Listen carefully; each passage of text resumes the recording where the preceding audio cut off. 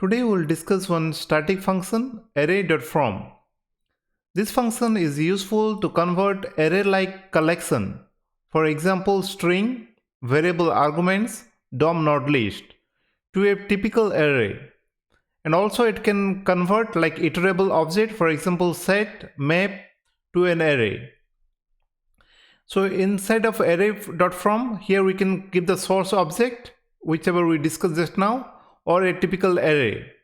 And in the second argument, we can give a callback function which gives an opportunity to modify the content of each element. In this case, we are multiplying by 5 and creating the resulting array. And there is one important thing to note over here is that like we can create a clone of the array object using this array.from.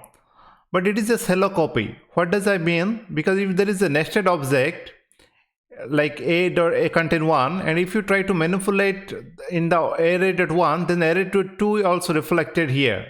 So the content will be changed in both the cases if we change in the original array, which leads to lots of subtle bugs.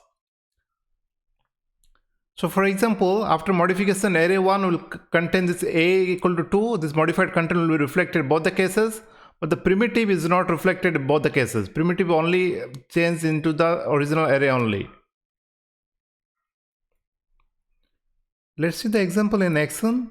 Here we are trying to use array.from function, and if you type mod, 5, 10, 15 is getting displayed. Okay, in the second example, what do we have shown? Like we have array 1 and we have did a shallow copy. If you try to modify this property a using array 1, so the array 1 is getting modified, a equal to 2 is reflected. If you try to print array 2 also this change is reflected, which is lead to a subtle issues, bugs. But if you try to modify this, primitive value, only array 1 it is changed. Okay, hope you learned something today. Have a good day ahead. Bye bye.